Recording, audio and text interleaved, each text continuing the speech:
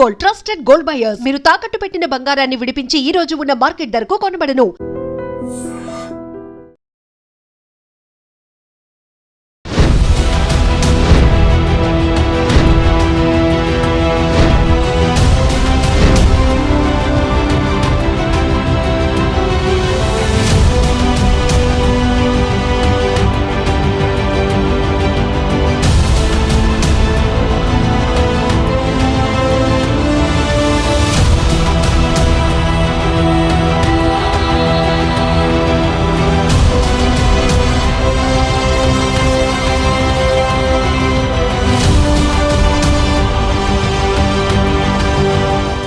And the kind of hard work that has gone into this breaking of this case. So you have all the officers sitting on the dais. So they have contributed immensely to breaking of this case, and the officers sitting here also and at the back side, they are the main core team of Eagle Force who have broken this case. This is case in crime number 1/2026 of Cyberabad Narcotic PS. So the under section 8C, 20B, 2C, 23C, 27A, 29, and the sections of 111 is, these are the sections of organized crime. These are the sections of organized crime. Okay, so abhi tak kya tha ki that we were busting OG ganja that is coming from Thailand to India, but we were not able to reach as to what was happening in Thailand. So is baar pehli baar we have tried to make very sincere efforts and tried from end to end investigation.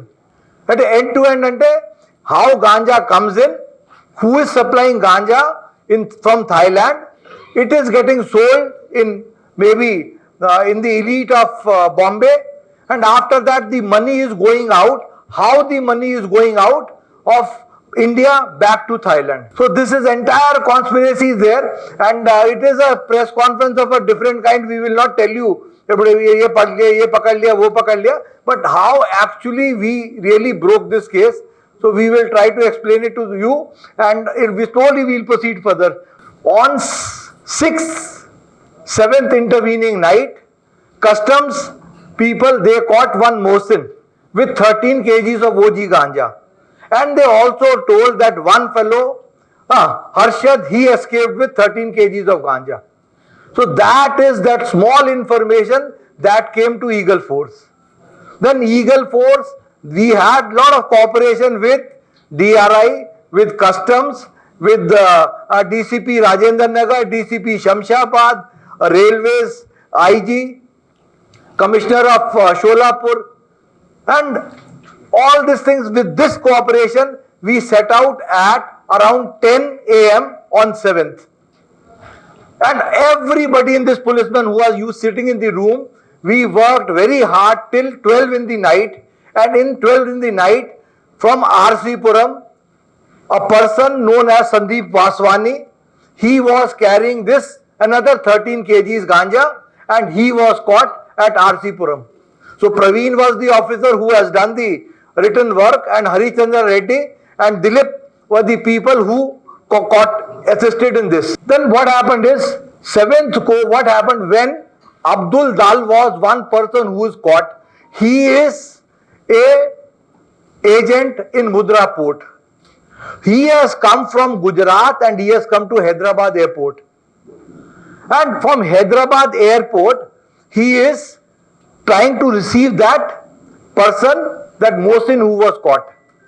And if you see the phone of Abdul Dal, he is having AI generated pictures of him as a custom officer. And when Mohsin was caught, he made a phone call to Suraj Pal, that name we already had. Suraj Pal didn't lift the phone, and the next 5 seconds call went to Hemang, that Mohsin pakada gaya hai. Then slowly we started monitoring on 7th, and then in the evening there was a phone call from Abdul Dal's brother Sameer Dal, that Abdul Dal is caught. So then we have come to know that Javed Sheikh, Ansari, Yusuf Ansari, and these people, వాళ్ళ పైన Suraj Pal పైన is Hemang. So seventh is we have got this information and we shouted this. All the officers of this Eagle Force, almost 50 of them, they were pressed into service. Red alert sounded in Eagle Force, technical team alerted, and with this this IG cum Principal Chief Security, we checked Hussain Sagar Express. You know how they have tried to cheat us? Chand Sheikh at 3 o'clock from Shamshabad, he carried that 13 kgs of trolley of ganja to Nampalli railway station. For half an hour he was talking to his wife. Half an hour.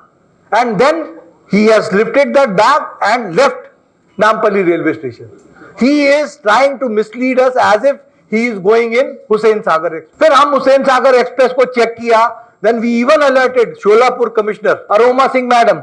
Everybody we alerted, and slowly we were able to catch hold of this ganja. We are following this man that he is taking the ganja to Bombay.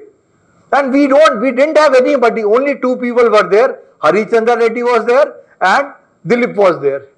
And ultimately we caught hold of this man, and with 12.79 kgs of ganja, and this is worth 12.7 crores. So these people we caught, Harshad and this Sandeep Vaswani.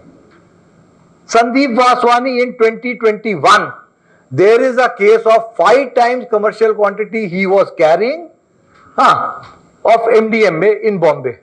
So this is what I am trying to tell is, when there is a joint effort between customs, DRI, all the departments or law enforcement agencies of the government of India and the state government, if they combine.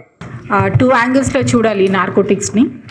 ఒకటి supply side, ఏదైతే ఇప్పుడైతే మనము enforcement చేసామో ఇది supply side అన్నట్టు. So ఇది ఎప్పుడు కూడా కంటిన్యూస్గా జరుగుతూనే ఉంటుంది. ఇదంతా కూడా ఎప్పటికప్పటికి మనకు వచ్చేటటువంటి ఇన్ఫర్మేషన్ బేస్డ్ మీద ఈగల్ ఫోర్స్ మెయిన్ లీడ్, తర్వాత అన్ని డిపార్ట్మెంట్స్ కలుపుకొని ఇది చేస్తాము. సో ఇది కంటిన్యూస్గా జరుగుతూనే ఉంటుంది. సో మనము ఒక 1-2 ఇయర్స్ తర్వాత ఈ బ్యూరో స్టార్ట్ చేసిన తర్వాత ఇదంతా చేస్తూ వచ్చాము. ప్రజెంట్ ఇప్పుడు మనము ఈ ఇయర్ నుంచి డిమాండ్ సైడ్, ఎందుకనంటే మనకు యూత్ అనేది చాలా ముఖ్యము. ప్రతి ఒక్కరు కూడా మనకు తెలిసిన వాళ్ళల్లో, మనకు పక్కన, మనకు ఇంట్లో, రిలేటివ్స్లో, ఫ్రెండ్స్లో ఎక్కడో చోట ఏదో రకంగా ఒక బాధ అంటూ పడుతున్నారు. సో దాని నుంచి మనం ఇప్పుడు డిమాండ్ సైడ్ అనేది ఎంత తగ్గిస్తే సప్లై మనకి ఏమొచ్చా కూడా డిమాండ్ సైడ్ లేకపోతే ఆ సప్లై దాని ఆటోమేటిక్గా అది తగ్గిపోతుంది. సో ఈ కాన్సెప్ట్ మీద మనకు డీజీ గారు ఇచ్చిన ఇన్స్ట్రక్షన్స్, డైరెక్టర్ గారి యొక్క డైరెక్షన్స్తో ఈ దాని మీద మనము ఫోకస్ చేయడం జరిగింది. సో GOMS నెంబర్ 4 అనేది కేవలం ఈ డిమాండ్ సైడ్, అంటే మనకు పిల్లలు ఎవరైనా అలా కనిపిస్తే ఏంటి SOP, మనం వాళ్ళని ఏ విధంగా మెయిన్ స్ట్రీమ్ తీసుకురావాలి, దాంట్లో స్టేక్ హోల్డర్స్ ఎవరు, పోలీస్ ఉంటారు, ఈగల్ ఫోర్స్ పోలీస్ ఉంటారు, తర్వాత దీనికి మెడికల్ వాళ్ళు అవసరము, దాని తర్వాత కోర్టు కూడా యాక్సెప్ట్ చేయాలి. కేసు కట్టిన తర్వాత వాళ్ళని యాజ్ పర్ సెక్షన్స్ వాళ్ళని మనం జైలుకి పంపించాల్సి ఉంటుంది. కానీ ఇవన్నీ కూడా మనం ఒక SOP లాగా తీసుకొని, ఒక కొత్త జీవో తీసుకొని, పోలీస్ వాళ్ళు పట్టుకోగానే ఫస్ట్ టైం అనగానే వాళ్ళు ఇఫ్ దే ఆర్ ఓకే మేము డిఅడిక్షన్కి వెళ్తాము అని అంటే, వాళ్ళు డిఅడిక్షన్లో జాయిన్ అవ్వడానికి ఒక ప్రొసీజర్, ఎవరు కూడా డాక్టర్స్ వాళ్ళని మధ్యలో ఆపి వాళ్ళని ఇబ్బంది పెట్టకుండా ఒక ప్రొసీజర్ అంటూ తీసుకొచ్చాం. ఏ హాస్పిటల్కి వెళ్ళాలి నియర్ బై అనేది అక్కడికి పంపించడం జరుగుతుంది. అక్కడ వాళ్ళకి కోర్టు ఇచ్చినటువంటి అన్ని డేస్ వాళ్ళు అక్కడ లోపల ట్రీట్మెంట్ తీసుకోవాలి. బయటకు వచ్చిన తర్వాత ఒక సర్టిఫికేట్ ఇస్తారు, అది కోర్టులో ప్రొడ్యూస్ చేసిన తర్వాత their names will be withdrawn from the FIR. So ఇది చాలా గవర్నమెంట్ ఆఫ్ తెలంగాణ ఇది ఫస్ట్ తీసుకురావడం జరిగింది. దీని ద్వారా ఇప్పుడు మనము అన్ని హాస్పిటల్స్లో ఈ ట్రీట్మెంట్ ఫెసిలిటీ సెంటర్స్ అంటారు, ATFs అంటారు, ఇవన్నీ కూడా రన్ అవుతున్నాయి. సో ఈ అన్ని డిపార్ట్మెంట్స్ కొలాబరేషన్స్లో జరుగుతుంది. సో మెయిన్ మన ఉద్దేశము ఇప్పుడు ప్రజెంట్గా అందరం మాతో పాటు మీరు కూడా చేయగలపండి. మనము డిమాండ్ ఎంత తగ్గిస్తే అంత మనము బాగుపడతాము, ఆటోమేటిక్గా మన దగ్గరికి ఎవరికి రారు. So most of the informations మనకు వచ్చేవన్నీ కూడా toll free number, eagle force toll free number, please దయచేసి మీరు సర్క్యులేట్ చేయండి, 1908. ఇంతవరకు మనకు వచ్చినవన్నీ కూడా మా వాళ్ళే ఉన్నారు. యా, సో ఈ 1908లో మనకు వచ్చే ఇన్ఫర్మేషన్స్ లైక్ అన్నీ కూడా రిపీటెడ్గా రావట్లేదు, చాలా కరెక్ట్గా వస్తున్నాయి. మనం అక్కడికి వెళ్ళిన తర్వాత ఏదో ఒక ఇన్ఫర్మేషన్ అనేది మనకు అది రియల్గా ఉంటుంది. వాళ్ళ నేమ్స్ ఇప్పటి వరకు కూడా చాలా సీక్రెటివ్గా ఉంటున్నాయి. ఎవరికి ఏమి ఇబ్బంది లేదు, ఎవరైనా చేయొచ్చు. మాకు రీచ్ కాకపోయినా మీకు ఎవరైనా చెప్పాలంటే జస్ట్ 1908 మీరు చేస్తే మనము ఆ స్టూడెంట్ కానీ ఆ పర్సన్ లైఫ్ సేవ్ చేసిన వాళ్ళం అవుతాము. ఇంటర్నేషనల్ డ్రగ్ రాకెట్ని తెలంగాణ రాష్ట్ర పోలీసులు పట్టుకున్నారు. ఆ గ్యాంగ్ ఏంటి, ఆ వివరాలంతా కూడా నార్కోటిక్స్ సంబంధించిన శ్రీనివాస్ గారు ఉన్న ప్రస్తుతం ఆయన అడిగి చాలా క్లారిటీగా తెలుసుకున్నాం. శ్రీనివాస్ గారు చెప్పండి, ఈ ఇంటర్నేషనల్ డ్రగ్ని ఎలా పట్టుకుంది, అసలు ఓజీ సంబంధించిన గంజాయి వస్తున్నట్లు కాదు, ఓజీతో పాటు ఇంకేమైనా వస్తున్నాయి, దీని వెనక సెలబ్రిటీస్ ఎంతమంది ఉన్నారు, అసలు షార్ప్ షూటర్స్ ఉన్నారు, అసలు టోటల్గా ఎపిసోడ్ అంతా ఎలా బ్రేక్ చేసుకొచ్చారు? బేసిక్గా ఈ కేసు మాత్రం హైడ్రోపోనిక్ గాంజా. ఈ గాంజాలో మార్కెట్లో హై డిమాండ్ ఉంది, దానికి టీహెచ్సీ వాల్యూ ఎక్కువ ఉంది. అంటే మిగతా దానికి ఉన్న టీహెచ్సీ దాంట్లో 3% ఉంది, దీంట్లో అప్రాక్సిమేట్గా 30% టీహెచ్సీ ఉండడం వల్ల మోర్ కన్జ్యూమర్స్ ఉన్నారు, మోర్ కస్టమర్స్ ఉన్నారు. ఇవందరూ ఇండివిజువల్గా కూడా చాలామంది కూడా థాయిలాండ్ విజిట్ చేసి పర్సనల్గా వాళ్ళకి కావాల్సిన క్వాంటిటీ తీసుకొచ్చుకునే వాళ్ళు. వీళ్ళు మాత్రం లార్జ్ స్కేల్లో స్మగ్లింగ్ చేద్దామనే ఇంటెన్షన్లో ఇనిషియల్గా వాళ్ళకి పబ్బు పెట్టడం జరిగింది. 2023లో థాయిలాండ్లో పబ్బు పెట్టడం జరిగింది. ఆ పబ్బు ద్వారా వీళ్ళకి ఇండియన్ కస్టమర్స్ ఇండియాలో ఇంత డిమాండ్ ఉందని తెలిసింది. దాని తర్వాత ఆర్గనైజ్డ్గా మ్యూల్ క్యారియర్స్ని ఐడెంటిఫై చేసి థాయిలాండ్ నుంచి ఇండియాకి ట్రాన్స్పోర్ట్ చేస్తూ ఇక్కడ డిస్ట్రిబ్యూట్ చేయడం జరుగుతూనే ఉంది. ఆర్గనైజ్డ్ క్రైమ్ ఎలా జరుగుతుంది, ఎన్ని లేయర్స్ ఉన్నాయి దీంట్లో? ఈ మెయిన్ ఎవరైతే ఫ్రాడ్స్టర్ కెలిస్కర్ ఫ్యామిలీ ఉందో వాళ్ళకి ప్రీవియస్ స్మగ్లింగ్ బ్యాక్గ్రౌండ్ ఉండడం వల్ల వాళ్ళకి ఈ పని ఈజీగా అయిపోయింది. వాళ్ళు ప్రీవియస్లీ రెడ్ శాండల్ని ఇండియా నుంచి అరబ్ కంట్రీస్ పంపించేవాళ్ళు. అరబ్ కంట్రీస్ నుంచి గోల్డ్, సిగరెట్ ఇట్లాంటివి కూడా అరబ్ కంట్రీస్ ఇండియాకి ఇంపోర్ట్ చేసుకోవడం జరుగుతుంది. కాబట్టి వీళ్ళకి ఈ ప్రాసెస్ అంతా తెలుసు, ఎక్కడ సిస్టమ్ లూప్ హోల్స్ ఉన్నాయి, ఎవరిని మ్యూల్ క్యారియర్స్ని ఎట్లా ఐడెంటిఫై చేయాలా, ఎవరు తీసుకురాగలుగుతారు, ఫైనాన్షియల్గా ఏ రకంగా మనం డబ్బుల్ని ఏ రకంగా ఇన్వెస్ట్మెంట్ చేయగలచ్చు, ఇక్కడ నుంచి థాయిలాండ్కి డబ్బుల్ని ఎట్లా పంపించవచ్చు, ఇక్కడ కలెక్ట్ చేసిన మనీని మనం ఎట్లా ట్రావెలింగ్ టికెట్ కోసం యూజ్ చేయొచ్చు, అకామిడేషన్ కోసం యూజ్ చేయొచ్చు, ఇవన్నీ కూడా వాళ్ళకి ప్రాపర్ ఐడియా ఉంది. కాబట్టి ప్రాపర్గా వీళ్ళు ఏజెంట్స్ని ఎంగేజ్ చేసుకొని క్యారియర్స్ని ఐడెంటిఫై చేసి ఎవరైతే గ్రీడీ పీపుల్, నీడీ పీపుల్ ఉంటారో వాళ్ళకు only they are paying 20,000 rupees pay చేస్తూ క్రోర్స్ ఆఫ్ రూపీస్ డ్రగ్స్ని ఇండియాకి ఇంపోర్ట్ చేయడం జరిగింది. వీళ్ళు అల్టిమేట్గా ఒక్కొక్క క్యారియర్ తీసుకొచ్చే డ్రగ్ కాస్ట్ అరౌండ్ 10 crores ఉంటుంది. వీళ్ళు ఇన్వెస్ట్ చేస్తున్న అమౌంట్ ఓన్లీ 1 lakh 1.5 lakh వరకు మాత్రమే ఉంటుంది for air ticketing and accommodation purpose. Telangana స్టేట్ని కేవలం ట్రాన్స్పోర్ట్ కారిడార్ ఉంచారా, లేదు డ్రగ్స్ అలవాటు చేయడానికి? రైట్, బేసిక్గా ఇప్పుడు మనం ఐడెంటిఫై చేసిన దానిలో హైదరాబాద్ నుంచి ఒక 14 క్యారియర్స్ని ఐడెంటిఫై చేయడం జరిగింది, 14 ట్రాన్స్పోర్టర్స్ని ఐడెంటిఫై చేయడం జరిగింది. డ్రగ్ మాత్రం డిఫరెంట్ ఎయిర్పోర్ట్లో ల్యాండ్ అవుతుంది, అల్టిమేట్గా బాంబే రీచ్ అవుతుంది, బాంబే నుంచి డిస్ట్రిబ్యూట్ అవుతుంది.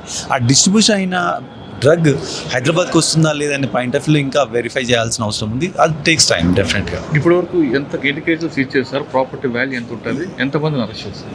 ఇన్స్టెంట్ ఒక ట్రావెలర్ నుంచి మనం ఒక ట్రావెలర్స్ కస్టమ్ వాళ్ళు పట్టుకోవడం జరిగింది, మనం ఒక ట్రావెలర్ని పట్టుకున్నాము. ఇద్దరి దగ్గర కూడా 13 kgs దొరికింది. 13 kgs వర్త్ అరౌండ్ 13 crores వరకు ఉంటుంది. మిగతా వాళ్ళందరూ ట్రాన్స్పోర్టర్ కొంతవరకు ఇంతకుముందు అరెస్ట్ అయిపోయినారు, అరౌండ్ 29 ట్రాన్స్పోర్టర్స్ ఇంతకుముందు అరెస్ట్ అయిపోయినారు. వేరియస్ కస్టమ్ డిపార్ట్మెంట్ వాళ్ళు కొంతమంది అరెస్ట్ చేసినారు, మనం ఈగల్ ఫోర్స్ అరెస్ట్ చేయడం జరిగింది, డిఆర్ఐ వాళ్ళు అరెస్ట్ చేయడం జరిగింది. ఆల్ ఇంక్లూడ్గా మనం చూస్తుంది అరౌండ్ 400 ట్రావెల్స్ జరిగింది. 400 travels is nothing but 400 crores business జరిగి ఉండొచ్చు అని మన అంచనా ఉంది. ఈ ఆపరేషన్లో ఎన్ని టీమ్స్ ఉంటాయి, వేరే స్టేట్లో వెళ్ళినప్పుడు అక్కడ మీకు ఏమైనా ప్రాబ్లమ్స్ వచ్చాయి? డెఫినెట్గా ఇనిషియల్గా నిజంగా సార్ చెప్పినట్టు డిఆర్ఐ కస్టమ్ ఇన్ఫర్మేషన్ ద్వారా పోయింది, వాళ్ళ సపోర్ట్తోనే కొంతవరకు బ్రేక్ చేయడం జరిగింది. అదర్ స్టేట్ విజిట్ చేసినప్పుడు సార్ ర్యాంక్లో డెఫినెట్గా అక్కడ లోకల్ అసిస్టెంట్ తీసుకొని మేము ప్రొసీడ్ కావడం జరుగుతూనే ఉంది. మా దగ్గర కూడా వేరియస్ టీమ్స్ ఉన్నాయి, ఫీల్డ్ పోలీస్ స్టేషన్స్ ఉన్నాయి, టెక్నికల్ టీమ్స్ ఉన్నాయి. ఇదంతా కోఆర్డినేట్గా జరిగిన వర్క్ ఇదంతా కూడా. టోటల్గా ఈ ఆపరేషన్ ఎక్కడితో ఆగిపోతుందా, ఇంకా ఫర్దర్గా వెళ్ళే అవకాశం ఉంది? దీంట్లో అరెస్ట్ చేయాల్సిన వాళ్ళు ఇంకా ఫ్యూ పీపుల్, రెస్ట్ ఆఫ్ పీపుల్ని మనం అరెస్ట్ చేయడానికి ఉంది. ఒక 2-3 మెంబర్స్ని అరెస్ట్ చేయడానికి పెండింగ్ ఉన్నారు. మిగతా క్యారియర్స్ని ఐడెంటిఫై చేసి వాళ్ళ స్టేట్మెంట్ ఎగ్జామిన్ చేయాల్సి ఉంది. ఎయిర్లైన్స్ నుంచి కూడా ఇన్ఫర్మేషన్ కలెక్ట్ చేయాల్సి ఉంది. ఇంకా ఫైనల్గా we are going to for charge sheet only. మిగతా డీటెయిల్స్ అన్ని కూడా కలెక్షన్, అరెస్ట్ అంతా జరిగిపోయింది. ఎయిర్పోర్ట్ నుంచి నాంపల్లి టు హుస్సేన్ సాగర్ ఎక్స్ప్రెస్ ఆ ఎపిసోడ్ ఒకసారి బేసిక్గా ల్యాండ్ అయ్యేది ఇక్కడ ఎయిర్పోర్ట్లో ల్యాండ్ అవుతుంది. ఎయిర్పోర్ట్లో ల్యాండ్ అయినప్పుడు ఎవరైతే ట్రాన్స్పోర్టర్స్ ఉంటారో ట్రాన్స్పోర్టర్స్కి హోటల్స్ అన్నీ కూడా నియర్ టు ఎయిర్పోర్ట్ దగ్గరనే, వాళ్ళు శంషాబాద్ దగ్గరనే వాళ్ళకి హోటల్స్ అరేంజ్ చేయడం జరుగుతుంది.